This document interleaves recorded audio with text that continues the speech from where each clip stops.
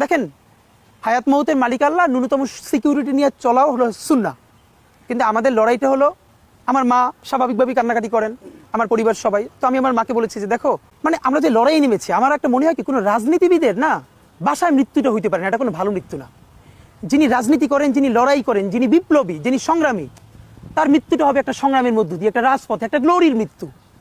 আমি তো ভীষণভাবে প্রত্যাশা করি, আমি ছোটবেলা থেকে এই স্বপ্নটা দেখি, অনেক জায়গায় বলেছি যে একটা তুমুল মিছিল হচ্ছে অন্যায়ের বিরুদ্ধে, সেই মিছিলের সামনে আমি আছি, কোনো একটা বুলেট এসে আমার বুকটা হয়তো বিদ্ধ করে দিয়েছে, এবং সেই মিছিলে আমি হাসতে হাসতে আমি শহীদ হয়ে গেছি।